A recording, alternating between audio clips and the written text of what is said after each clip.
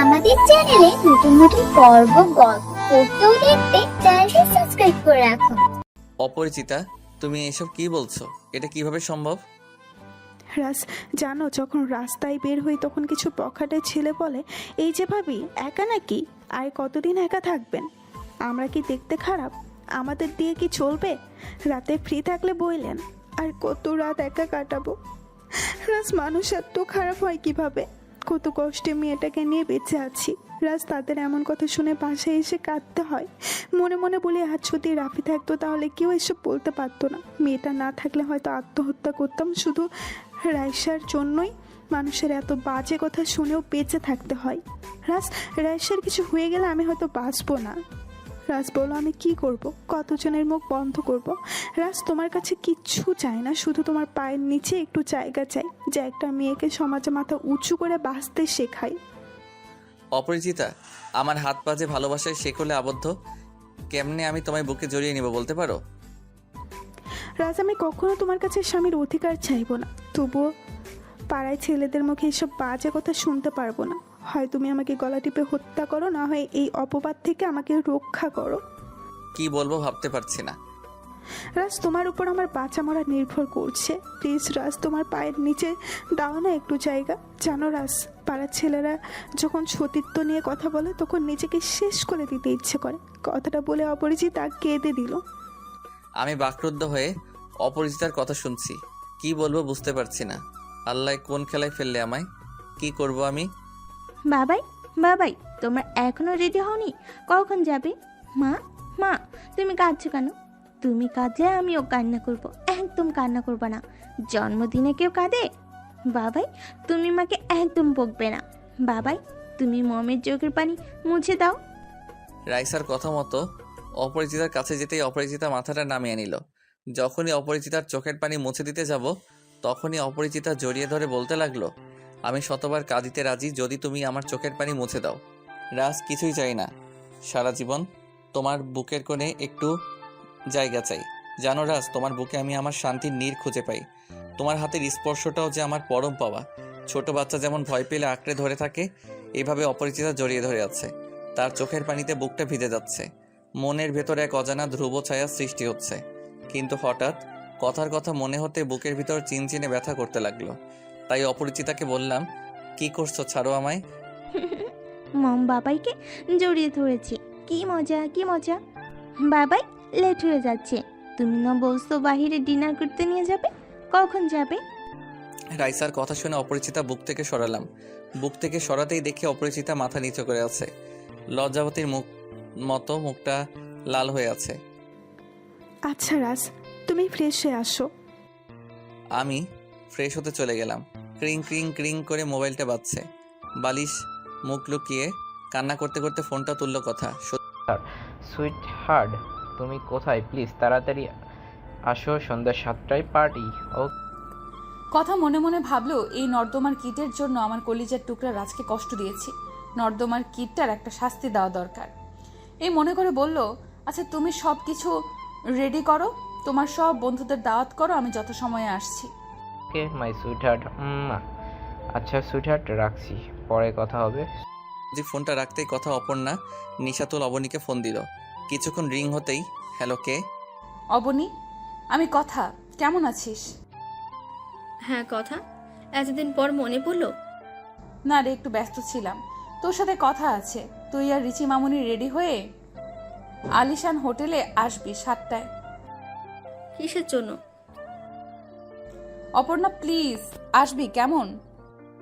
ওকে, আসবো। আমার বান্ধবীটা তো খুশি। অনেক খুশি। কথা ফোনটা রেখে ফ্রেশ হয়ে ড্রেসিং টেবিলের কাছে এসে চোখে একটু কাজল লাগানোর জন্য ড্রেসিং টেবিলের লঙ্কার খুলতেই দেখে একজোড়া ঝুমকো, খুব সুন্দর। ঝুমকো জোড়া হাতে নিতেই বুকটা কেঁপে উঠল। নিজের অজান্তেই চোখ দিয়ে অশ্রু গড়িয়ে পড়ল, কারণ এই ঝুমকা জোড়া যে রাজ কথার জন্য কিনেছিল। কথার এখনো মনে আছে, একদিন রাজ অফিস থেকে ফেরার সময় 2টা বেলি ফুলের মালা সাথে একজোড়া কিনে আনায় কথার জন্য, কিন্তু কথা ড্রেসিংয়ের উপর বেলি ফুলের মালা পা দিয়ে পিষে ফেলে। কথা মনে মনে ভাবে, ফুল আর ঝুমকো হয়তো কথার মন ভোলানোর জন্য নিয়ে আসে, তাই ফুল পা দিয়ে পিষে ফেলে। রাজকে অনেক অপমান করে। কথায় কানে এখনও রাজের সেই কথাগুলো বাজছে। জানি কথা, তোমার চুলগুলো খুব সুন্দর, তোমায় খোপায় বেলি ফুলের মালা গুঁজের সাথে ঝুমকো জোড়া পরলে অনেক সুন্দর লাগবে, মনে হবে স্বপ্নের কোনো অপর্ষী। কথা ঝুমকো জোড়া বুকে নিয়ে বলতেছে, রাজ, আমি অনেক বড় অন্যায় করেছি তোমার ভালোবাসাকে অবহেলা করে। আমি কখনো জানতাম না তোমার ভালোবাসাটাই আমার বেঁচে থাকার অক্সিজেন। কথা ঝুমকো জোড়া পরে আয়নার দিকে তাকালো। সত্যি ঝুমকো জোড়া কানে পরাতে অনেক সুন্দর লাগছে। কথা চোখটা মুছে গাড়ি নিয়ে বের হলো। অপরিচিতা, তোমার হলো? আর একটু, প্রায় হয়ে গেছে। রাজ মনে মনে ভাবছে, মেয়েদের এই একটা সমস্যা, তাদের সাজুগুজু করতে ঘন্টার পর ঘন্টা চলে যায়। বাবাই চলো, আমাদের হয়ে গেছে। এদিকে অপরিচিতার দিকে তাকাতেই চোখের পলক ফেলতে পারছি না। হালকা করে পিঙ্ক কালারের শাড়ির সাথে খোলা চুলে বেলি ফুলের মালা, এক অজানা পারফিউম আসছে। চোখ দুটির দিকে তাকানো যাচ্ছে না। কাজল কালো চোখ দুটিতে কাজল দেওয়ায় আরও মায়াবী হয়ে উঠেছে। রাজ, এভাবে চেয়ে থাকবে নাকি বের হবে? লেট হয়ে যাচ্ছে তো। চলো বলে রাইসাকে কোলে নিয়ে গাড়িতে উঠে ড্রাইভারকে গাড়ি ছাড়তে বললাম। গাড়ি চলছে আপন গতিতে। আমার পাশে অপরিচিতা বসেছে। কিছুক্ষণ পর পর আমার দিকে তাকাচ্ছে অপরিচিতা। আমার চোখ পড়তে চোখ নামিয়ে নিচ্ছে। এদিকে শেরপুর নিউ মার্কেট আসতেই গাড়ি জ্যামে পড়ে যায়। হঠাৎ দিকে অপরিচিতা ঘুমিয়ে গেছে। ঘুমের ভেতরে মাথাটা আমার কাঁধে রেখেছে। বাতাসে চুলগুলো চোখের ওপর এসে পড়েছে। খুব সুন্দর লাগছে, মনে হচ্ছে একটি ফুটন্ত গোলাপ। কিছুক্ষণ পর গাড়িতে হোটেলের সামনে এসে থামতেই অপরিচিতাকে ঘুম থেকে তুলে রাইসাকে নিয়ে হোটেলে ঢুকলাম। এদিকে খুব সুন্দর করে হোটেলে একটা রুম সাজানো, মনে হচ্ছে কারো পার্টি আছে। রুমের পাশ কেটে ওইটারকে ক্যান্ডেল লাইট ডিনারের জন্য সবকিছু রেডি করতে বললাম। বাবাই বাবাই, এইভাবে ডিনার করাকে কি বলে? মামুনি, এভাবে ডিনার করাকে ক্যান্ডেল লাইট ডিনার বলে। এদিকে জানালা দিয়ে মৃদু হাওয়া বইছে। চাঁদের আলোতে অপরিচিতা মনে হচ্ছে রং বদলাচ্ছে। অপরিচিতা রাইসা আর আমাকে খাইয়ে দিচ্ছে, আর আমি আর রাইসা অপরিচিতাকেও খাইয়ে দিচ্ছি। খাওয়া শেষ হলে বাবা বাবাই, চাঁদের আলোতে তারাগুলোকে দেখা যাচ্ছে না। বাবাই, ডাক্তার আঙ্কেল বলেছে আমি নাকি কিছুদিন পর তারা হয়ে যাব। বাবাই মম, আমি যদি তারা হয়ে যাই চাঁদের আলোর মাঝে, আমি কি মনে পড়বে তোমাদের? বাবাই, তোমরা যদি তখন আমাকে ভুলে যাও, আমার না খুব কষ্ট হবে। প্লিজ, তোমরা তখন আর ঝগড়া করো না। আমি কিন্তু তারা হয়ে ঠিক তোমাদের দেখব। আকাশ থেকে ডাকলে কি তোমরা শুনতে পাবে?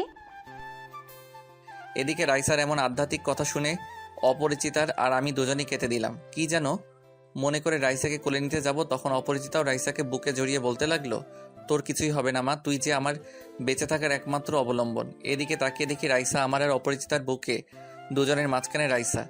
নিজেদের অজান্তেই দুটি হাত এক হয়ে গেছে। অপরিচিতা, তুমি রাইসাকে নিয়ে গাড়িতে গিয়ে বসো, আমি হোটেলের বিলটা দিয়ে আসছি। আচ্ছা।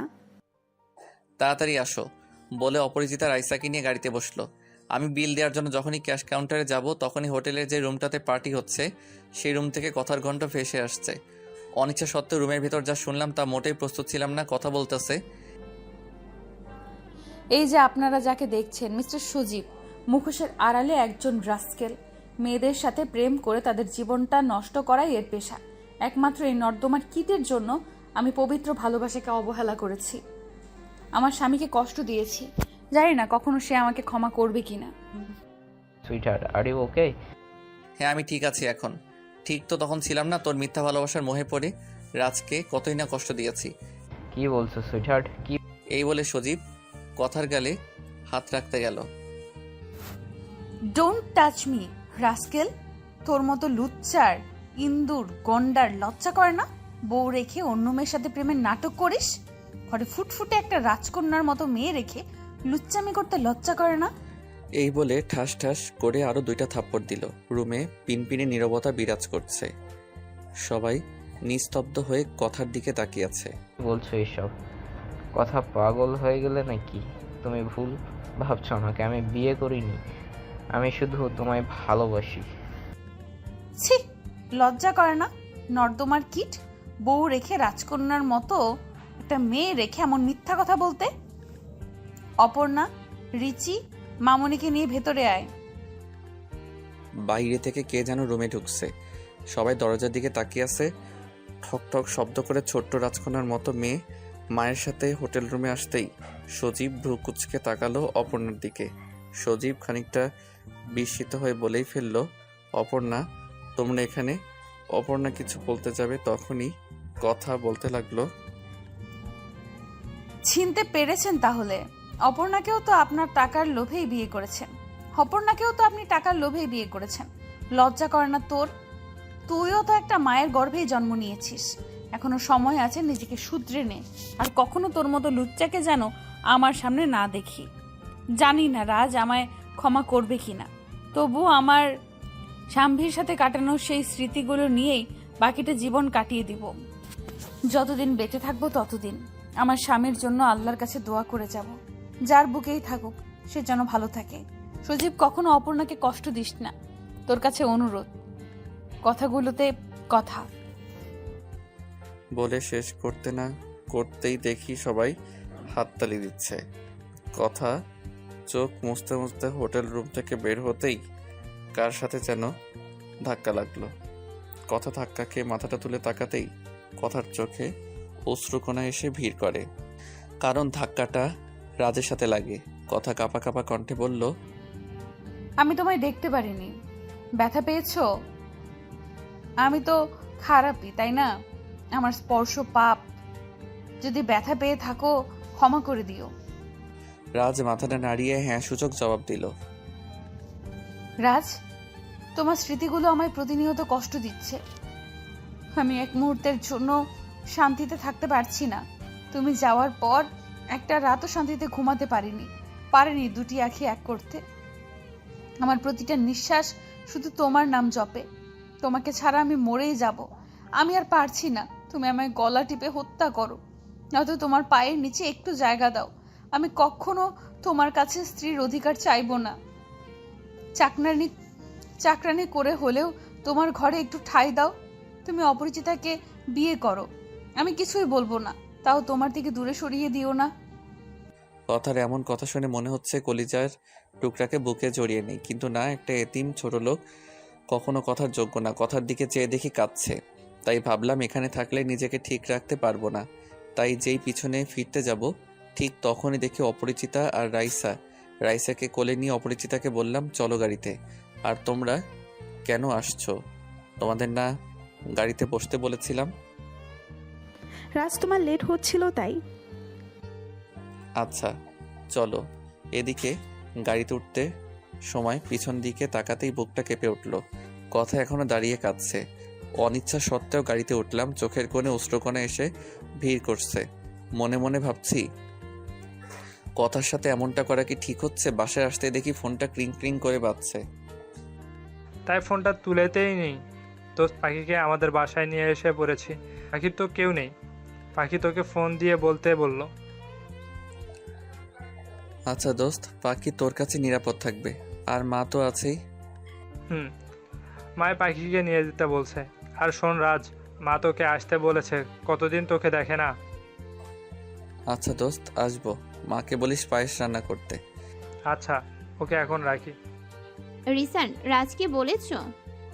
বলছি। ও ভালো। রিসান বাসায় গিয়ে দরজা লক করতেই রিসানের মা দরজা খুলে পাখিকে দেখেই বলতে লাগলো, রিশান, আমি তোর কেউ না, তুই পারলি না জানিয়ে বিয়ে করে নিয়ে আসতে? আমি কি মরে গেছি? মা কি সব বলছো?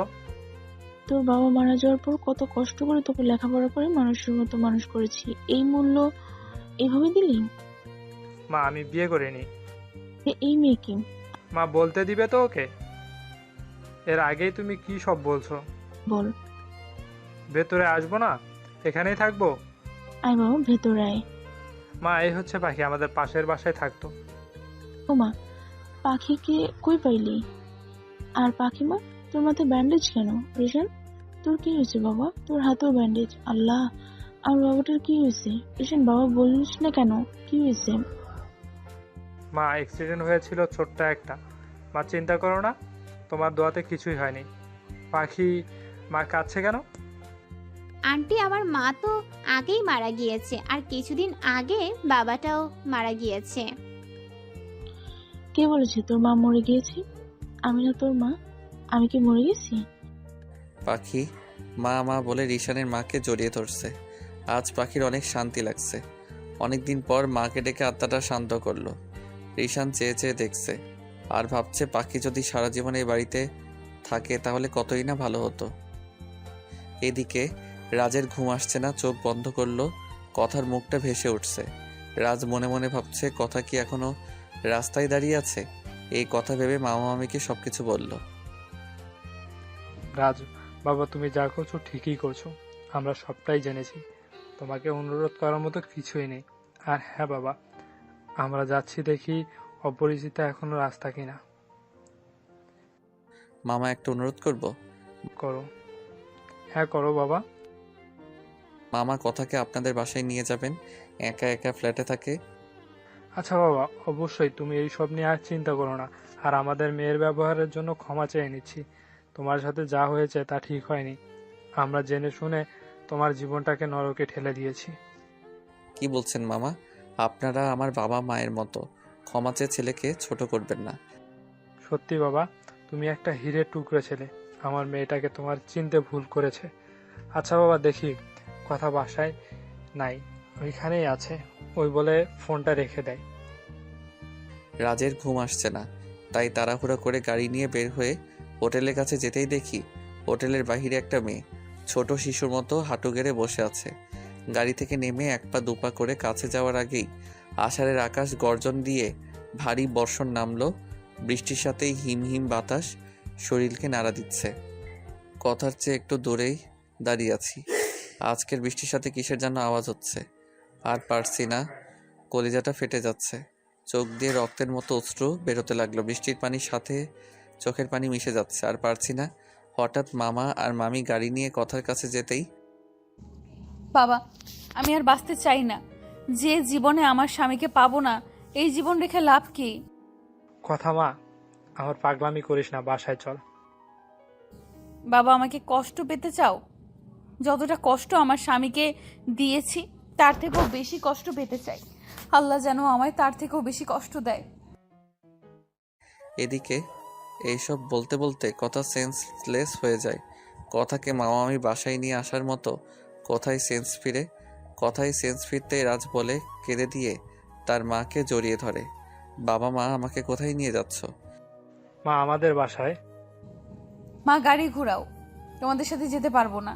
আমার স্বামীর সাথে বিয়ের পর যে ফ্ল্যাটে ছিলাম ওই ফ্ল্যাটেই থাকতে চাই। আমার স্বামীর স্মৃতিগুলো নিয়েই বাঁচতে চাই। এই বলে রুমে গিয়ে দরজা লাগিয়ে রাজের শার্ট শরীরের সাথে জড়িয়ে ধরে কান্না করতে লাগলো। এদিকে ভিজে কাপড়ে বাসায় আসতে দেখি আমার রুমের লাইট জ্বালানো। ড্রেস চেঞ্জ করে রুমে ঢুকতেই শুনি অপরিচিতা কান্না করছে আর রাইসাকে বোঝাচ্ছে। মামুনি, তোমার বাবা তোমার জন্য আইসক্রিম আনতে গিয়েছে, তুমি ঘুমিয়ে পড়ো, তোমার বাবা এসে পড়বে। না মামুনি, আমার আইসক্রিম চাই না, আমি খেলনা চাই না, বাবাইকে এনে দাও। বাবাইকে তুমি কি বকা দিছো? তুমি পচা, আমার বাবাই ভালো। মম, বাবাইকে এনে দাও, বাবাইকে ছাড়া বাঁচবো না। মম, বাবাইকে এনে দাও। বাবাইকে এনে দাও বলছে, আর অপরিচিতা রাইসাকে বুকে নিয়ে কান্না করছে। মনে মনে ভাবছি আল্লাহ কোন খেলায় ফেললে আমায়, কি করব আমি? মম, বাবা এসেছে। এই বলে অপরিচিতার বুক থেকে দৌড়ে এসে আমাকে জড়িয়ে ধরে বলতে লাগলো, বাবাই কোথায় গিয়েছিল আমাকে ছেড়ে, আর কখনো কোথাও যেও না, তুমি গেলে আমি মরে যাব বলে জড়িয়ে ধরে কাঁদতে লাগলো। না মামনি, কোথাও যাব না আমার রাজকন্যাটাকে ছেড়ে, চলো এখন ঘুমাবো। রাইসাকে বুকে নিয়ে শুয়ে আছি, মনে হচ্ছে শরীরে জ্বর আসবে। হঠাৎ কপালে কারো হাত আবিষ্কার করলাম। রাজ, তোমার গা তো জ্বরে পুড়ে যাচ্ছে। না, তুমি গিয়ে শুয়ে পড়ো না রাজ, তোমাকে এভাবে রেখে। মম, তুমি আমাদের সাথে থাকো। এদিকে অপরিচিতা মাথায় হাত বুলিয়ে দিচ্ছে, চোখ দুটি লেগে আসছে, শরীরে কাঁপুনি দিয়ে জ্বর আসছে, অনেক শীত লাগছে। হঠাৎ মনে হচ্ছে কেউ জড়িয়ে ধরে আছে শক্ত করে, কারো গরম শ্বাস প্রশ্বাস টের পাওয়া যাচ্ছে। ঘুম ঘুম চোখে তাকাতেই দেখে অপরিচিতা, মুখ দিয়ে কথা বের হচ্ছে না, শরীরে খুব জ্বর এসেছে অনুভব করতে পারছি। তবুও বলতে লাগলাম, অপরিচিতা এ কি করছো, প্লিজ ছেড়ে দাও আমায়। এদিকে অপরিচিতা আরও শক্ত করে জড়িয়ে ধরে আছে, শরীরটা কাঁপুনি দিয়ে উঠছে। মনে হচ্ছে অপরিচিতার গরম নিঃশ্বাস সব আমার মুখের উপর পড়ছে। অপরিচিতাকে সরাতে গিয়েও আর সরাতে পারলাম না। মনে হচ্ছে কারোর ঠোঁট আমার ঠোঁটের সাথে মিশে যাচ্ছে। এভাবে কিছুক্ষণ থাকার পর মুখটা সরাতে গিয়েও সরাতে পারলাম না। মনে হচ্ছে আমি অন্য কোনো রাজ্যে আছি। তারপর আর কিছু মনে নেই। সেন্স ফিরতেই দেখি হসপিটালের বেডে। মাথাটা নিয়ে নড়তে পারছি না। আমি এখানে কেন? রাজ, তুমি 2 দিন সেন্সলেস ছিলে। আল্লাহর কাছে অসংখ্য শুক্রিয়া যে তোমার সেন্স ফিরেছে। হঠাৎ কারো হাতের ছোঁয়া পেলাম। মিটিমিটি নয়নে তাকাতেই দেখি রাইসা। বাবাই, তুমি 2 দিন কথা বলনি কেন? জানো বাবাই, মম অনেক কান্না করেছে তোমার জন্য। বাবাই, বলো আমাকে, আর মমকে ছেড়ে কোথাও যাবে না। আর মমকে কষ্ট দিও না বাবাই। মম কান্না করলে আমার খুব কষ্ট হয়। এদিকে অপরিচিতার দিকে তাকাতেই দেখি মাথা নিচু করে আছে। মনে হয় কিছু একটা বলবে। রাজ, সেদিন যা হয়েছে তার জন্য ক্ষমা প্রার্থী। আর আমি যা করেছি সব তোমাকে বাঁচানোর জন্য করেছি। তোমার শরীর ঠান্ডা হয়ে যাচ্ছিল, কোনো কিছুতেই গরম হচ্ছিল না। তাই তোমাকে বাঁচাতে তোমাকে জড়িয়ে ধরে আর ঠোঁটের সাথে ঠোঁট মেশানো ছাড়া কোনো উপায় ছিল না। আমি জানি অনেক বড় অপরাধ করেছি, প্লিজ ক্ষমা করে দিও। এছাড়া আমার হাতে আর কোনো অপশন ছিল না। আচ্ছা ঠিক আছে, তবে পরবর্তীতে এমন কিছু করো না। অপরিচিতা মাথা নিচু করে অপরাধীর ন্যায় দাঁড়িয়ে আছে। চোখ মুখ লজ্জায় লাল হয়ে আছে। বাবাই, বাসে কখন যাবে? মম, ওই মম, বাবাইকে কখন বাসে নিয়ে যাবে? মামুনি, তোমার ডক্টর আঙ্কেলকে বলেই তোমার বাবাইকে বাসায় নিয়ে যাব। এদিকে ডাক্তারকে বলে যখনই রিলিজ হয়ে ডাক্তারের রুম থেকে বের হচ্ছি, হঠাৎ মামিকে দেখে বুকটা কেঁপে ওঠে। সেদিন বৃষ্টিতে ভিজে কথার কিছু হয়নি তো? এই যে নার্স, ওনারা এখানে কেন? স্যার, ওনাদের মেয়ে অসুস্থ তাই। ও আচ্ছা সিস্টার, ধন্যবাদ আপনাকে। হসপিটাল থেকে বের হয়ে গাড়িতে উঠলাম অপরিচিতা আর রাইসাকে। কিন্তু মনে হচ্ছে হসপিটালে নিজের জীবনটা রেখে এসেছি। কলিজাটা ফেটে যাচ্ছে কথার। সেদিন বৃষ্টিতে ভেজার কথা মনে পড়তেই চোখের কোণে বিন্দু বিন্দু জল এসে ভিড় করছে। ঈশান, পাখিকে তুই কি ভালোবাসিস? মা কি বলছো? পাখি আমার ভালো বন্ধু, এছাড়া আর কিচ্ছু না। রিশান বাবারে, তুই আমার সন্তান। ছেলের মুখ দেখেই বুঝতে পারি ছেলের মন কি চায়। মা তুমিও না। আচ্ছা মা, বলো তো মায়েরা এত ভালো হয় কেন? সন্তানের মুখ দেখেই সব বোঝা যায়। এদিকে লিসান আর তার মা যখন কথা বলছিল, পাখি ওয়াশরুম থেকে বের হতেই সব শুনে ফেলে। পাখি আর কিছু না বলে তার রুমে চলে যায়। কিছুক্ষণ পর রিসান, হায় পাখি, মুখটা অমন বাংলা পাঁচের মতো বানায় রাখছো কেন? না কিছু হয়নি, এমনিই ভালো লাগছে না। ও বুঝেছি, পাখির একটা সাথী লাগবে। আমাকে বললেই আমার বন্ধুটার জন্য রাজপুত্র এনে দিব। পাখি মনে মনে ভাবছে, ছেলেরা সত্যি মনের মাঝে শত কষ্ট চাপা দিয়েও হাসতে পারে। আল্লাহ তাদের অদ্ভুত এক ক্ষমতা দিয়েছে। এই কি ভাবছিস মনে মনে? না কিছু না। আমি ভাবছি তোকে প্রপোজ করবো, বউ বানাবো। রিসান, মজা করা বন্ধ করবি? আচ্ছা বাদ দে, এখন বল তোর কেমন ছেলে পছন্দ, কেমন রাজপুত্র লাগবে? আমার কোনো রাজপুত্র লাগবে না, রাজ হলেই চলবে। কথাটা বলেই জিভে কামড় দিল পাখি। কোন রাজ? না কোনো রাজ নয়, মজা করছি তোমার সাথে রিসান। পাখি প্লিজ মিথ্যা বলো না। আমি দেখতে পেয়েছি তোমার চোখ সত্য লুকাচ্ছে, প্লিজ সত্যটা বলো। হ্যাঁ রিসান, তোমাকে বলা দরকার। তাহলে শোনো, যখন তোমার সাথে এসএসসি পাশ করে বাবার সাথে শহরে এসে পড়ি, শহরে এসে একটা কলেজে ভর্তি হই। আর কলেজের প্রথম দিন নবীনবরণ অনুষ্ঠানে একটা ছেলেকে ভালো লেগে যায়। তারপর বন্ধুত্ব কখন যে তাকে নিজের থেকে বেশি ভালোবেসে ফেলি তা নিজেই জানতাম না। অনেক ভালোবাসতাম তাকে। সত্যি বলতে তার সব কিছুই ভালো লাগতো। প্রতি রাতেই তাকে নিয়ে অজস্র স্বপ্ন দেখতাম। স্বপ্নের রাজকুমার ছিল সে। নিজের হৃদয়ের সবটুকু ভালোবাসা দিয়ে ভালোবেসেছিলাম তাকে। তারপর কি হলো বলো? আমি এতটা ভালোবাসার পরও রাজ আমাকে কখনো ভালোবাসেনি। সে আমাকে বন্ধু ছাড়া কখনো কিছুই ভাবেনি। রাজের সব ভালোবাসা ছিল কথা আপুর জন্য, আর আমার ভালোবাসা কথা আপুর প্রতি রাজের ভালোবাসার কাছে অতি নগণ্য। সবাই চায় তাদের ভালোবাসার মানুষটা যার বুকেই থাকুক, কিন্তু রাজকে কথা আপু কষ্ট ছাড়া কিছু দেয়নি। জানো রিসান, শুধু প্রতিদিন ঘুম থেকে ওঠার পর রাজকে দেখার জন্য বাড়ির সামনে বাসা নিয়েছিলাম। ওর হাসি খুশি মুখটাই আমার সারাদিন ভালো থাকার কারণ ছিল।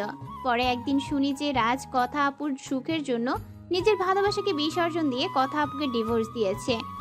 সেদিন নিজের অজান্তেই কেঁদে ফেলেছিলাম। ভাবছিলাম আমার ভালোবাসা দিয়ে রাজের কষ্ট মুছে দেব, কিন্তু আমার ভাগ্য যে এতটাই খারাপ, রাজের জীবনে অপরিচিতা ম্যাডাম আসে, সাথে একটা রাজকন্যা যে কিনা অল্প দিনের মেহমান। কি সুন্দর করে রাজকে বাবাই বাবাই বলে ডাকে। তার ডাক শুনে যে কারোর মন ভরে যাবে। তাই আর ভালোবাসার দাবি নিয়ে দাঁড়ায়নি রাজের সামনে। কেড়ে নিতে চাইনি এক মেয়ের শেষ ভরসাটুকু। ছিনিয়ে নিতে পারেনি এক নিষ্পাপ শিশুর মুখ থেকে বাবা ডাক কেড়ে নিতে। জীবনের চেয়েও বেশি ভালোবাসতাম যাকে, তার থেকে দূরে সরে আসি। ভাবছি বাকিটা জীবন তার স্মৃতিটুকুই আঁকড়ে ধরে বেঁচে থাকবো। এই কথাগুলো বলেই থেমে গেল পাখি। তার চোখ দিয়ে নীরবে অশ্রু ঝরছে। রিসান পাখির চোখের জল মুছে দেওয়াতে পাখি অনেকটা অবাক হলো। কথাগুলো বলতে গিয়ে কেঁদে ফেলল কথা। রিসান আসছিল তার মনের কথা পাখিকে বলতে, কিন্তু এখন যে চোখের পানি ঝরানো ছাড়া কোনো উপায় নেই। পাখি যে তাকে বন্ধু ভাবে, এখন যদি তার ভালোবাসার কথা বলে তাহলে বন্ধুত্বটাও নষ্ট হবে। এতদিন পর ভালোবাসার মানুষকে বন্ধু হিসেবে পেয়েছে, তাতেই অনেক। আচ্ছা পাখি, প্লিজ কান্না করো না। আল্লাহ যা করে তা ভালোর জন্যই করেন। এখন ঘুমাও, ভালো লাগবে। ঠিক আছে। বলে পাখি শুয়ে পড়ল। রিসান মাথায় হাত বুলিয়ে দিচ্ছে। পাখির কাছে রিসানের স্পর্শ কেমন কেমন লাগছে। সরিয়ে দিতে চেয়েও কেন জানি সরাতে মন চাচ্ছে না। মাথায় হাত বুলিয়ে দিতে দিতে পাখি ঘুমিয়ে যায়। রিসান পলকিন নয়নে তাকিয়ে আছে পাখির দিকে, আর মনে মনে ভাবছে ঘুমালে মানুষকে এতটা সুন্দর লাগে তা হয়তো জানা ছিল না। এদিকে চাঁদের আলোতে পাখির মুখে যেন মায়াবী আভা বের হচ্ছে। রিসানের খুব করে মন চাচ্ছে পাখির কপালে ভালোবাসার স্পর্শ এঁকে দিতে, কিন্তু না, তা সম্ভব নয়। এগুলো ভাবতে ভাবতে কখন যে ঘুমিয়ে গেছে রিসান ভাবতেই পারিনি। সকালে পাখি চোখ খুলতেই দেখে রিসান পাখির বুকে শুয়ে আছে। পাখির মেজাজ 420 হয়ে গেছে, রাগ মাথায় চলে গেছে। রিসানকে সে ভালো ভাবতো, আর রিসানকে বুক থেকে সরাতে চাচ্ছে, কিন্তু পাখিকে রিসান আরো শক্ত করে জড়িয়ে ধরে আছে। পাখি খানিকটা বিরক্ত হয়ে রিসান, ওই রিসান। রিসান কিছুটা বিড়বিড় করে বলছে, পাখি শুনতে পারছে না। পাখি অনেকটা রিসানের কথা শুনতেই অনেকটা অবাক হলো। রিসান বলছে, পাখি তোমায় ভালোবাসি, বড্ড ভালোবাসি। পাখি রিসানের মুখে ভালোবাসার কথা শুনে বিস্মিত হলো। রাগ করতে চেয়েও কেন জানি রাগ করতে পারলো না। ওই রিসান, ওঠো, মা এসে পড়বে। রিসান, কি করছো এসব? এদিকে রিসান পাখিকে আরো শক্ত করে জড়িয়ে ধরে আছে ঘুমের ঘোরে। পাখি অনেকটা বিরক্তি নিয়ে রিসানকে ধাক্কা দেয়। রিসানকে ধাক্কা দিতেই রিসান বিছানার নিচে পড়ে যায়। ওই কোন শালারে ধাক্কা দিল? আমি ধাক্কা দিয়েছি। রিসানের ঘুম কাটলেই রাতের কথা মনে পড়ে। পাখি সরি, ঘুমের ঘোরে তোমাকে কোলবালিশ মনে করে। আমাকে কি তোমার কোলবালিশ মনে হয়? অনেকটা রাগী লুক নিয়ে সত্যি বলবো, বলো। তুমি না কোলবালিশের চেয়েও নরম। মনে হয় সারা জীবন জড়িয়ে ধরে থাকি। কথাটা বলে জিভায় কামড় দিল রিসান, আর মনে মনে ভাবছে কি বলতে গিয়ে কি বলে ফেললো। রিসান, তোমাকে আমি ভালো বন্ধু মনে করি। এমন কিছু করো না তোমার প্রতি বন্ধুত্বের বিশ্বাসটা উঠে যায়। আর হ্যাঁ, আন্টিকে বলে আজই বাসা থেকে চলে যাব। রিসান মনে মনে ভাবছে সে অনেক বড় অন্যায় করে ফেলেছে। তাই পাখিকে বলল, জানো পাখি, ছোটবেলা থেকে কোলবালিশ বুকে নিয়ে ঘুমানো অভ্যাস, কিন্তু কাল তোমার মাথায় হাত বলিয়ে দিতে গিয়ে কখন যে ঘুমিয়ে গেছি মনে নেই। প্লিজ তুমি ভুল বুঝো না।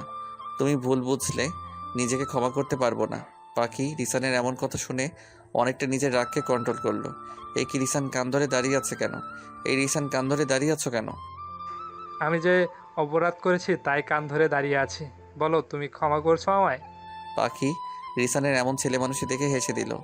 আচ্ছা যাও, এবারের মতো ক্ষমা করলাম। সত্যি? সত্যি। যাও, ফ্রেশ হও, আমিও হব।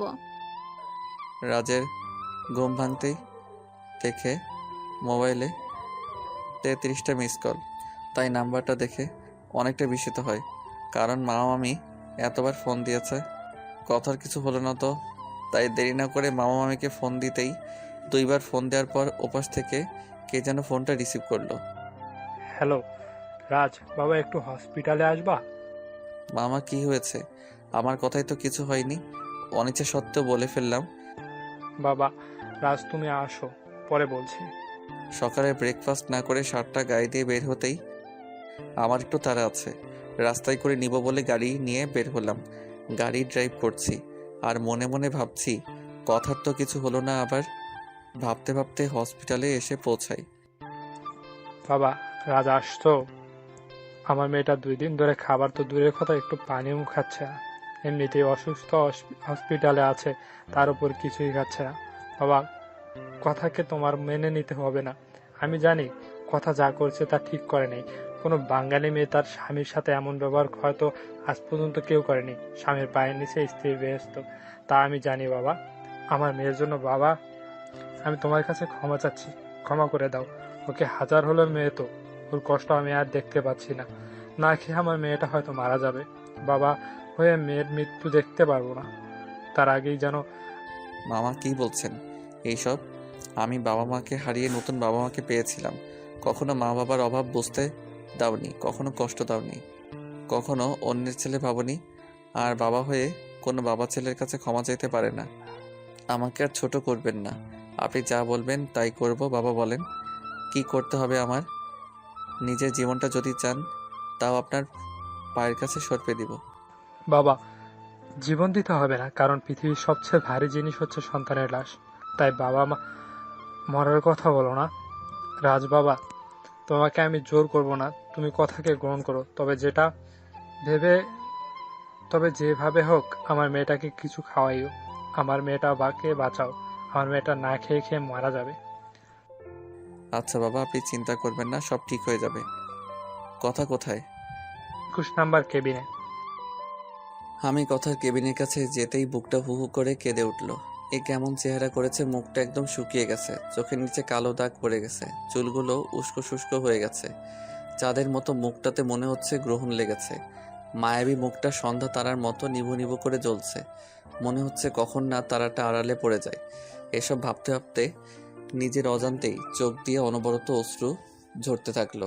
নিজের অজান্তেই কথার মাথায় হাত বোলাতে লাগলাম। চোখের পানি কথার মুখের উপর পড়ছে আর মনে মনে বলছি, কলিজার টুকরা যে তুমি, তোমার সুখের জন্যই মুক্তি দিয়েছি তোমাকে। তোমার সুখটাই যে আমার সুখ। কথার বুকের উপর একটা ডায়েরি। রাজ খানিকটা অবাক হলো, কারণ ডায়েরিটা তার লেখা। বুকের উপর শক্ত করে জড়িয়ে রেখেছে ডায়েরিটাকে। আপনি আইছেন? হ্যাঁ, তোর নামটা যেন কি? ভাইজান, তবা। ও আচ্ছা। ভাইজান, একটা কথা বলবো, যদি কিছু না মনে করেন।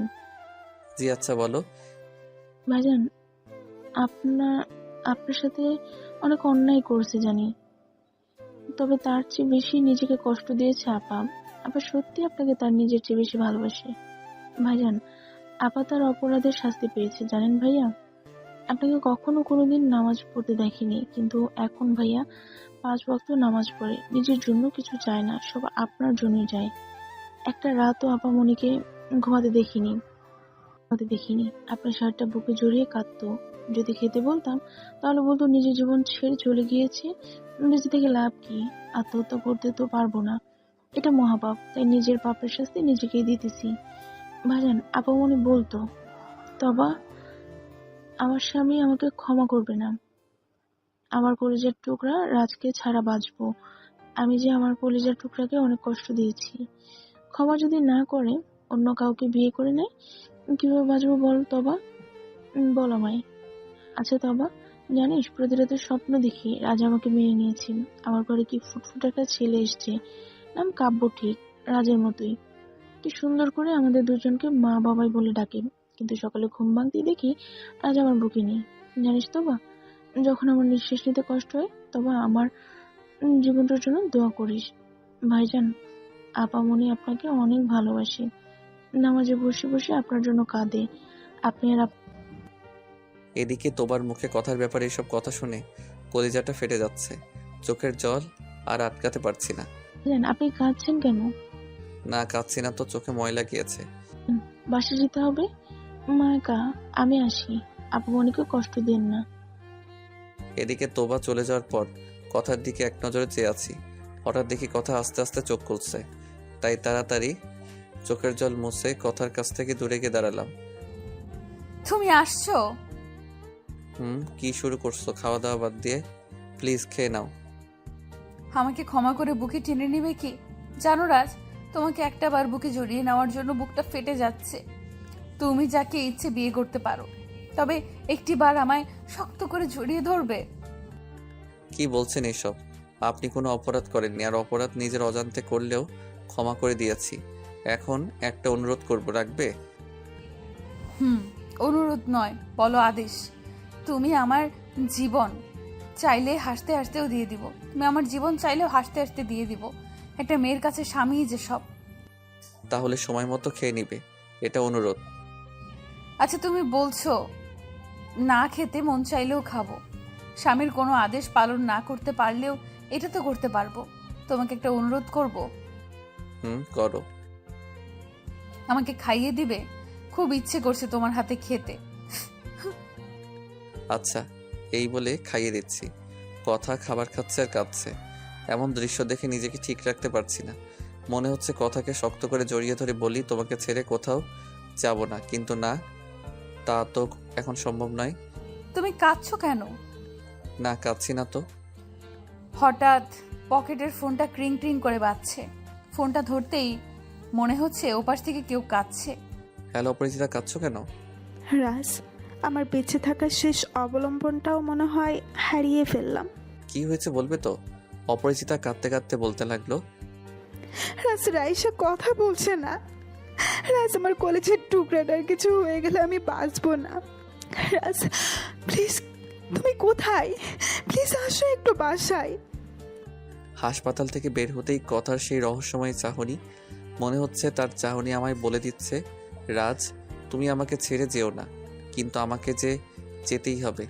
মহারানীটার কিছু হলে যে আমিও বাঁচব না। সিএনজি করে বাসায় আসতে দেখি অপরিচিতা রাইসাকে বুকে নিয়ে নীরবে অশ্রু ঝরাচ্ছে। অপরিচিতা, রাইসার কি হয়েছে? অপরিচিতা কিছু বলছে না, শুধু চোখ দিয়ে অশ্রু ফেলছে। রাইসাকে শক্ত করে জড়িয়ে ধরে আছে। এই অপরিচিতা, প্লিজ কথা বলো না। প্লিজ কথা বলো, প্লিজ। কথা বলছো না কেন? অপরিচিতা কোনো কথা বলছে না, রাইসাকে বুকে নিয়ে অশ্রু ঝরাচ্ছে আর করুণ দৃষ্টিতে তাকিয়ে আছে। রাইসার দিকে তাকাতেই, বাবাই, বাবাই, আমার কিছু হয়নি, আমি সম্পূর্ণ সুস্থ। আচ্ছা বাবাই, তোমাকে না কাঁদলে অনেক বাজে দেখায়। বাবাই প্লিজ কেঁদো না। বাবাই একটু হাসো তো, দেখি আমার বাবাইকে।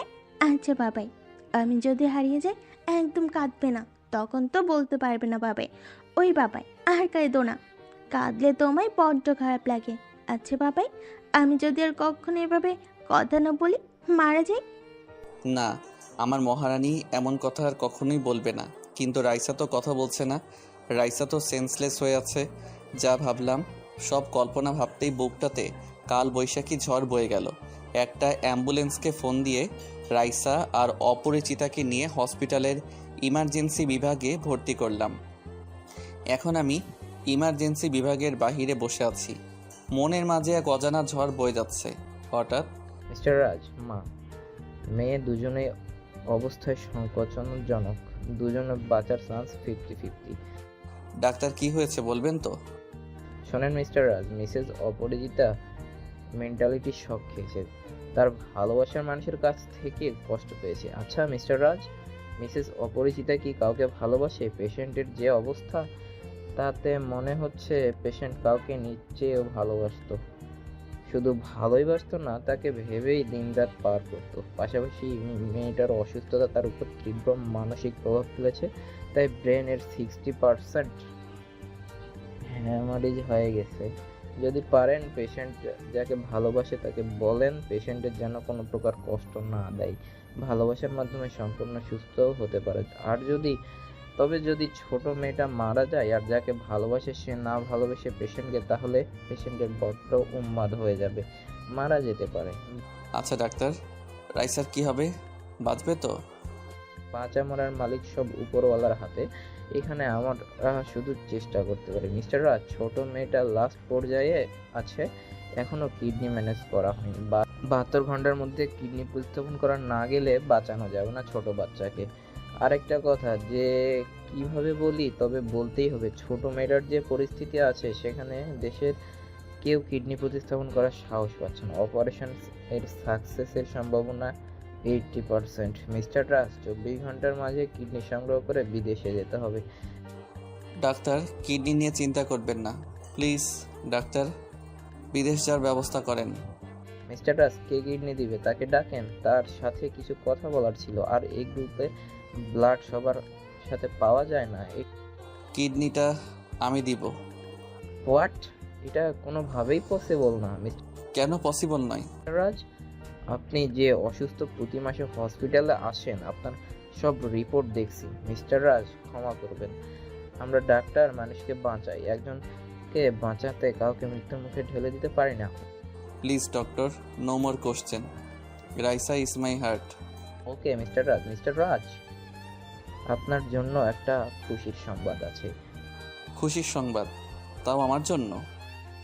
এই মাত্র খবর পেলাম আমেরিকায় এক ডাক্তার আসছেন আজকের রাতের ফ্লাইটে বাংলাদেশে। তিনি সার্জারি বিশেষজ্ঞ। আশা করি তাকে যদি রিকোয়েস্ট করেন তাহলে রাইসার অপারেশন করতে পারে। আর যদি তিনি রাজি হন তাহলে বিদেশে যেতে হবে না। এই নেন ডাক্তারের ভিজিটিং কার্ড। ডাক্তারের কাছ থেকে কার্ডটা নিয়ে দেখলাম কার্ডে একটা ঠিকানা দেয়া, মিস সাথী, MBS সার্জারি বিশেষজ্ঞ, আমেরিকা, ঢাকা অ্যাপোলো হাসপাতাল। কার্ডটা দেখে পকেটে রেখে দিলাম। ভাবলাম অপরিচিতাকে দেখে যাই। এদিকে অপরিচিতার কেবিনে যেতেই বুকটা কেমন করে উঠল। আস্তে আস্তে অপরিচিতার মাথার কাছে গিয়ে দাঁড়ালাম। কাছে গিয়ে দাঁড়াতেই দেখি অপরিচিতার মিটিমিটি করে তাকাচ্ছে, চোখ দিয়ে অঝরে পানি পড়ছে। মনে হচ্ছে চোখের ইশারায় উঠে বসতে চাচ্ছে। তাই অপরিচিতাকে উঠিয়ে বসতে দিলাম। কাছে বসে আছে, মাথায় আলতো করে নিজের অজান্তেই হাত বুলিয়ে দিচ্ছি। তুমি চিন্তা করো না, আর প্লিজ কেঁদো না, রাইসার কিছুই হবে না। এই বলে চোখটা মুছে দিতেই অপরিচিতা জড়িয়ে ধরে আছে আমায়। সরাতে পারছি না। অপরিচিতা কিছু বলছেও না, শুধু চোখের জলে শার্টটা ভিজিয়ে ফেলছে। ছাড়িয়ে দিতে যাওয়ায় আরও শক্ত করে জড়িয়ে ধরে আছে। এমন সময় ডাক্তারের কথাগুলো মনে পড়ছে। মিস্টার রাজ অপরিচিতা কাউকে নিজের থেকেও বেশি ভালোবাসে, আর তার দিবানিশির ভাবনায় সেই মানুষটাই থাকে। আর যদি কোনোভাবে সে মানুষটাকে হারিয়ে ফেলে, সাথে নিজের মেয়ের এমন অবস্থা, তাহলে যে কোনো সময় একটা অ্যাক্সিডেন্ট হয়ে যেতে পারে। কথাগুলো ভাবতেই মাথায় বাজ ভেঙে পড়ল। একদিকে কথার ভালোবাসা, অন্যদিকে অপরিচিতা। আল্লাহ কোন খেলায় ফেললে আমায়। এসব ভাবতে ভাবতে কখন যে চোখ দুটি ঝাপসা হয়ে এলো। অপরিচিতাকে দেখি বুকেই ঘুমিয়ে গেছে। অপরিচিতাকে বেডে শুয়ে দিয়ে আইসিইউর দিকে চোখ যায়। আইসিইউর রুমের গ্লাসটা দিয়ে ভেতরে তাকাতেই দেখি ছোট্ট একটা পরীর মুখে অক্সিজেন মাস্ক লাগিয়ে রাখছে। সন্ধ্যা তারাটা সম্পূর্ণ আকাশটা আলোকিত করে মিটিমিটি জ্বলছে। কি সুন্দর মায়াবী মুখটার উপর একটা অন্ধকার ছায়া পড়ে আছে। কখন যে তারাটা নিভে যাবে ভাবতে পারছি না। হঠাৎ বাবাই, আবারও তুমি কাঁদছো কেন? এইসব মনে পড়লেই চোখ ঝাপসা হয়ে এলো। কলিজাটা মনে হয় আইসিইউর ভেতরে বদ্ধ করে রাখছে। যেভাবেই হোক নিজের জীবন দিয়ে হলেও ফুলের মতো পবিত্র জীবনটাকে বাঁচাতে হবে। সকালবেলা হালকা কিছু খেয়ে কার্ডটা অনুযায়ী সেই ঠিকানা অনুযায়ী বসে আছি। কিছুক্ষণ পর একটা মেয়ে এসে বলল, ম্যাডাম আপনাকে যেতে বলল। ম্যাডাম আসতে পারি? জি আসেন। কথাটা বলে বিস্ময়ের দৃষ্টিতে তাকালো। আপনি? আপনাকে দেখে মনে হচ্ছে কোথাও যেন দেখেছি। দেখবেন হয়তো। আচ্ছা, আপনাকে হয়তো মেডিকেল কলেজের সামনে দেখেছিলাম 4 বছর আগে। আপনার জন্যই আমি সাথী আজ এই অবস্থায়। সেদিন যদি আপনি হসপিটালে ঠিক টাইমে নিয়ে রক্ত না দিতেন তাহলে হয়তো ডাক্তার সাথী মাটির সাথে মিশে যেত। ম্যাডাম কি বলছেন? এসব আমার কর্তব্য ছিল আপনাকে নিয়ে যাওয়া। তা কিভাবে সেবা করতে পারি আমি তোমার? ম্যাডাম আপনাকে একটা অনুরোধ করব। তুমি করে বললে খুশি হব। আর অনুরোধ নয়, বলতে পারো আদেশ, কারণ জীবনটা যে তোমারই দেওয়া। না, জীবন দেওয়ার মালিক আল্লাহ। আমি শুধু মানুষ হিসেবে আরেকটা মানুষের বিপদে সাহায্য করেছি। হয়েছে, তোমার সাথে কথায় পারবো না, বলো কি করতে পারি। এই যে টেস্ট, আমার কলিজার টুকরা রাইসাকে। কালকে আমাকে ডাক্তার আবির ইনফর্ম করেছিল যে সেটা যে তুমি হবে তা ভাবতেই পারিনি। আচ্ছা চিন্তা করো না, কিছু হবে না। তোমার কলিজার টুকরো মেয়েটা তো আমার মেয়ের মতোই। তবে কিডনি কে দেবে? ম্যাডাম আমি দিব। আবারও ম্যাডাম? শোনো, তোমার টেস্ট করেছো কিছু? এই নেন বলে রিপোর্টগুলো সব দিলাম। ডাক্তার ম্যাডামের মুখটা এক মুহূর্তের মাঝে অন্ধকারাচ্ছন্ন হয়ে গেল। রাজ, ক্ষমা করবে আমায়, আমি এই অপারেশন করতে পারবো না। কেন পারবে না? রাজ, আমি একজনকে বাঁচাতে অন্যজনকে জেনে শুনে মৃত্যুর মুখে ঠেলে দিতে পারতাম না। প্লিজ, অনেক আশা নিয়ে আসছি। রাজ, ক্ষমা করবে আমায়। ম্যাডাম আপনার পায়ে পড়ি, প্লিজ আমার মেয়েটাকে বাঁচান। রাজ, কি করছো? আমি জীবনে অনেক মানুষ দেখেছি তোমার মতো ফেরেশতা সমতুল্য। রাজ, আমি আমার জীবনের সেরা অপারেশনটা হয়তো কালকেই করতে যাব। এদিকে রুম থেকে বের হতেই ক্রিং ক্রিং করে ফোনটা বাজছে। হ্যালো বাবা, তুমি কোথায়? মামা, আমি একটু বাইরে আছি। রাজ, বাবা কথা পাগলামো করছে, একটু বাসায় আসবে? আসছি। দরজায় দাঁড়িয়ে আছি। মামি বলল তোরে যেতে। তাই দরজা খুলে ভেতরে যেতেই দেখি কেউ একজন মোনাজাতে বলছে, আল্লাহ, সেই ছোটবেলা থেকে এই গুনাহগার বান্দি তোমার কাছে কিচ্ছু চাইনি। আল্লাহ, হে পরওয়ারদিগার রহিম রহমান, তোমার কাছে ফরিয়াদ আমার স্বামীটাকে যেন সব সময় ভালো থাকে। আল্লাহ, জীবন মরণ বিয়ে শাদী সব কিছু তোমার পক্ষ থেকে আসে। আল্লাহ, তোমার কাছে একটাই চাওয়া, আমার স্বামীর বুকেই যেন মরতে পারি। আল্লাহ, কবুল কবুল কবুল 3টা শব্দ বলে তোমার পবিত্র কালেমাকে সাক্ষী রেখে বিয়ে করেছি। আল্লাহ, আমার স্বামীকে ছাড়া আমি বাঁচবো না, তার পদতলে আমার একটু জায়গা করে দাও। আমি অপরাধী আল্লাহ, আমার হায়ারটুকু আমার স্বামীকে দিয়ে দাও, তাও তাকে ছাড়া আর বাঁচতে পারবো না। আল্লাহ, দাও না আমার স্বামীকে বুকে একটু জায়গা করে দাও। আমিন। নামাজ পড়ে শেষ করে তাকাতেই কথা আমায় দেখতে পারে। চোখ দুটি মুছে বলতে লাগলো, রাজ তুমি নাকি কিডনি দিতে চাচ্ছ? ডাক্তার আবির আমাকে সব বলেছে। জীবন, আমি তোমার কিছু হলে আমি বাঁচবো না। প্লিজ, তুমি নিজের মৃত্যু জেনেও এমন কিছু করো না। বলো, তোমায় ছাড়া কেমনে বাঁচবো? তুমি চলে যাওয়ার পর প্রতিটা মুহূর্ত তোমার স্মৃতি নিয়ে কিভাবে বেঁচে আছি তা আল্লাহ জানে। রাজ, আমি আর পারছি না। তুমি যাওয়ার পর একটা রাতও ঘুমাতে পারি নাই। প্রতি রাতে তাহাজ্জুদের নামাজ পড়ে মোনাজাতে তোমার পায়ের নিচে একটু জায়গা আল্লাহর কাছে চাইতাম। তোমার ডায়েরিটা বুকের মাঝে জড়িয়ে ধরে ঘুমাতাম। আজ আমাকে গলা টিপে মেরে ফেলো, নয়তো বুকে টেনে নাও। কথা আমাকে ক্ষমা করে দাও, আমি আসি। এই বলে বের হতে পা বাড়াতে পারছি না, পাটা কে জানি ধরে আছে। নিচের দিকে তাকাতেই দেখি কথা পা ঝাপটে ধরে বলছে, আমাকে ছেড়ে যেও না, আমি মরেই যাব জীবন। বলে কিভাবে বাঁচবো তোমাকে ছাড়া? আমাকে গলা টিপে মেরে ফেলো, তারপরও আমার লাশের উপর দিয়ে যাও। কথার মুখে এমন কথা শুনে নিজেকে ঠিক রাখতে পারলাম না। বুক ফেটে কান্না আসছে। টান দিয়ে পা থেকে তুলে বুকে জড়িয়ে নিলাম। মনে হচ্ছে দেহে প্রাণ ফিরে এলো। এদিকে কথা শক্ত করে জড়িয়ে ধরে আছে, চোখ দিয়ে অঝরে পানি পড়ছে। কথা ছাড়ো, এবার আর কোথাও যাব না আমার জীবনটাকে ছেড়ে। এই কথা কি হলো? কথা বলো। চোখ বন্ধ করে আছো কেন? চোখ খুলো প্লিজ। এই দেখো তোমাকে বুকে নিয়েছি, আর কখনো ছেড়ে যাব না। প্লিজ কথা বলো, তুমি না আমার জীবন। কথা বলো, আর কষ্ট দিব না। এই যে কান ধরছে, আর কখনো তোমায় কষ্ট দিব না। তবু একটিবার তাকাও আমার দিকে। মামা, মামা অ্যাম্বুলেন্স ডাকেন প্লিজ। এদিকে অ্যাম্বুলেন্স করে কথাকে নিয়ে যাচ্ছি। বুকটা কষ্টে ফেটে যাচ্ছে, চোখের পানিগুলো কথার মুখের উপর টপ টপ করে পড়ছে। কথাকে নিয়েই আইসিইউ অ্যাডমিট করলো। বাহিরে বসে আছি, শৈশবের স্মৃতিগুলো চোখের সামনে ভেসে উঠছে স্কুল ফাঁকি দিয়ে বৃষ্টিতে ভিজে কদম ফুল পাড়া, ছোটবেলায় বউ জামাই খেলা, সব কিছু যেন স্মৃতিপথে ভেসে উঠছে। অজানা এক ভয় মনের মাঝে কাজ করছে। বাবা, এভাবে কাণ্ড করলে কি কথা ভালো হবে? তোমাকে না শক্ত হতে হবে, তুমিই ভেঙে পড়েছো। মামা কি করবো বলেন? কথাকে ছাড়া যে কিছু ভাবতে পারি না।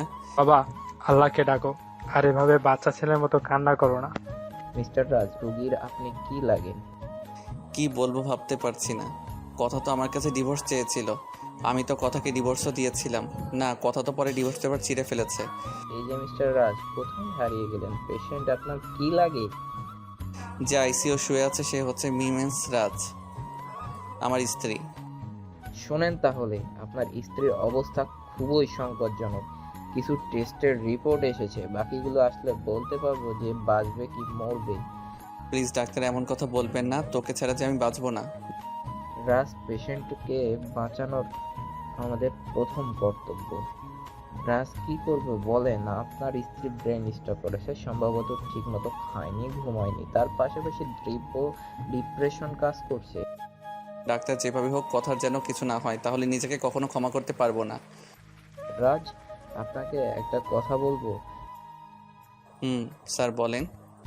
মিস্টার রাজ, যদিও পারিবারিক বিষয়ে কথা না বলাই উচিত, তবে পেশেন্টের সব দিক বিবেচনা করে বলতেই হয়। আপনি কি আপনার স্ত্রীকে মানসিক টর্চার করেন? মানসিক টর্চারের জন্য ব্রেন স্ট্রোক হয়। ডাক্তার, আমার কলিজার টুকরাটাকে অনেক কষ্ট দিয়েছি, অনেক কাঁদিয়েছি। প্লিজ যেভাবেই হোক ওকে বাঁচান, নইলে নিজেকে ক্ষমা করতে পারবো না। রাজ, আল্লাহকে ডাকেন, আমরা আমাদের দায়িত্ব পালন করব। ডাক্তার চলে যাওয়ার পর ক্রিং ক্রিং করে ফোনটা বাজছে। অনেকটা সংশয় নিয়ে ফোনটা ধরলাম। হ্যালো রাজ, তুমি কোথায়? জি ম্যাডাম, আমি হসপিটালে আছি। রাজ, তুমি আমার ডেস্কে আসো। আসছি। আসতে পারি ম্যাডাম? রাজ আসো, বসো এখানে। আর আমি আবারও বলছি, আমাকে তুমি করে বলবা। আচ্ছা ঠিক আছে। রাইসার অপারেশনের সব কিছু রেডি হয়ে গেছে, আর 4 ঘন্টা পরে অপারেশন। আচ্ছা, আপনি সবকিছু রেডি করেন। আবারও আপনি? আচ্ছা, তুমি অপারেশনের সব কিছু রেডি করো। রাজ, তোমার এখানে একটা সাইন লাগবে। আচ্ছা দাও, করে দিচ্ছি। রাজ, সাইন করে দিলে একবারও তো পড়লেও না। জানো রাজ, কাগজটাতে কি লেখা আছে? তুমি সজ্ঞানে কিডনি দিতে ইচ্ছা করেছো। অপারেশনে তোমার মৃত্যু হলেও কেউ দায়ী না। মুচকি এসে বললাম, কিছু পেতে হলে কিছু দিতে হয়। রাজ, তোমাকে যতই দেখছি ততই অবাক হচ্ছি। ম্যাডাম, রাইসের সেন্স ফিরেছেন। আচ্ছা তুমি যাও। রাজ, তুমি আমার সাথে আসো। রাইসার কেবিনে যেতেই মনটা কেমন করে উঠলো। অনেক শুকিয়ে গেছে মেয়েটা। বাবাই, ও বাবাই, মম কোথায়? আর তুমি পয়সা আমাকে কেন বাসি নিয়ে যাও না? আমার এখানে দম বন্ধ হয়ে আসে, মনে হয় মরে যাব। মামুনি, মা আমার মরার কথা মুখে আনবে না। বাবাই, ওই বাবাই, আমি মরে গেলে মমকে কষ্ট দিও না। মম তোমায় অনেক ভালোবাসে, জানো বাবাই? তুমি সেদিন চলে গেলে মম আমাকে বুকে নিয়ে অনেক কান্না করেছে। তোমার ছবি বুকে নিয়ে মম কান্না করে। বাবাই, আমি মরে গেলে একদম ঝগড়া করবে না, মমকে এত এত ভালোবাসবে। বাবাই, তুমি কাঁদছো কেন? তুমি কাঁদলে আমার যে আরও কান্না আসে। একবার হাসো তো বাবাই, হাসো না। বাবাই, আমার না তোমাকে আর মমকে যে কোথাও যেতে মন চায় না। আমি বাঁচতে চাই বাবা, আমার না খুব কষ্ট হচ্ছে। আমাকে শক্ত করে জড়িয়ে ধরো, আমার না কষ্ট হচ্ছে যে বাবাই। বাবাই, কপালে একটা পাপ্পি দিবা? মহারানী পচা কথা বলে না, তোমার কিছুই হবে না। এই বলে ছোট রাজকন্যাকে বুকে জড়িয়ে নিলাম। চোখের পানি বাধা মানছে না। কপালে একটা পাপ্পি দিতেই বাবাই, আবারও তুমি কাঁদছো? এই দেখো আমি ভালো হয়ে গেছি, এবার তো হাসো তো একটু। এই বলে রাইসা আবার সেন্সলেস হয়ে যায়। ডাক্তার ডাক্তার, আমার রাইসা কথা বলছে না। ম্যাডাম, আপনি কাঁদতেছেন কেন? নাও, এমনি অপারেশনের জন্য রেডি করো। Hurry up. চোখের সামনে মেয়েটাকে বুক থেকে ছিনিয়ে নিয়ে যাচ্ছে। অপারেশন বেডে মনে হচ্ছে কলিজাটা বের হয়ে যাচ্ছে। রাত, শক্ত হও। বলে সাথী বের হয়ে গেল। কথা বলার শক্তি হারিয়ে ফেলেছি। এদিকে রাইসার কেবিন থেকে বের হয়ে অপরিচিতার কেবিনে গেলাম। আমি যেতেই মিটিমিটি করে তাকালো। কেমন আছো তুমি? অপরিচিতা ফ্যাল করে আমার মুখের দিকে তাকিয়ে আছে, কিছু বলতে চাচ্ছে মনে হচ্ছে। অপরিচিতা, তোমার রাইসার আর অপারেশন দোয়া করো ওর জন্য, অপারেশন যেন সাকসেসফুল হয়। আমার কথাগুলো শুনে শুধু অপরিচিতার চোখ দিয়ে পানি পড়ছে। নিজের অজান্তেই চোখের পানি মুছে দিতে গেলাম। অপরিচিতা আমার হাতগুলো তার মুখে চেপে ধরল, বিড়বিড় করে কি যেন বলছে আর চোখের পানি ফেলছে। হঠাৎ মনে পড়লো রাইসার কথাগুলো। বাবাই, আমি চলে গেলে মমের সাথে ঝগড়া করবে না, জানো বাবাই? মম তোমাকে অনেক ভালোবাসে, তোমার জন্য মম কান্না করে বাবাই। মম তোমার ছবি বুকে নিয়ে কাঁদে বাবাই। মমকে কখনো কষ্ট দিও না। এসব কানে এসে বাড়ি খাচ্ছে। কি করবো আল্লাহ, একদিকে আমার স্ত্রীর মৃত্যুর সাথে পাঞ্জা লড়ছে, অন্যদিকে মৃত্যু পথযাত্রী এক ছোট বাচ্চার আর্তনাদ। কি করব, মাথা কাজ করছে না। কথা বাজবে তো, সব কিছু কেমন জানি মাথার উপর দিয়ে যাচ্ছে। পাখি, আজ রিসানের কাপড় চোপড় গোছাতে গিয়ে আলমারিতে একটা ডায়েরি দেখতে পাই। কারো পার্সোনাল ডায়েরি পড়া কি ঠিক হবে? এসব ভাবতে ভাবতে ডায়েরির প্রথম পাতা উল্টাতেই দেখি পাখির ছবি। পাখি অবাক হয়ে যায়। আজ থেকে 7 বছর আগে রিসান স্কুলের একটি অনুষ্ঠানে তুলেছিল। এসব ভাবতে ভাবতেই ডায়েরির দ্বিতীয় পাতা উল্টাতেই পাখি লেখাগুলো দেখে অবাক হয়।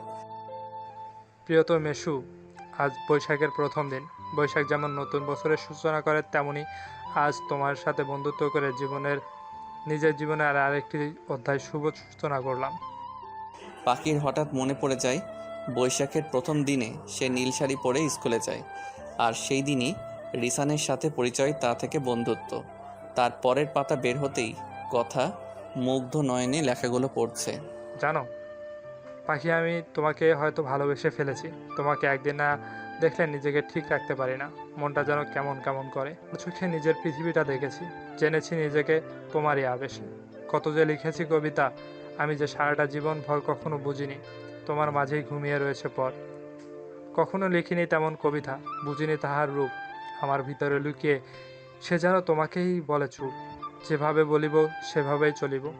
সারাটা দুনিয়া থাক, ওদিকে তোমার সারাটা জীবন রসাতলে যায় যাক। যদিও তোমাকে হাসায় কাদায় এমন রসিকজন আত্মার সাথে জড়িয়ে রয়েছে, নামটি তাহার মন।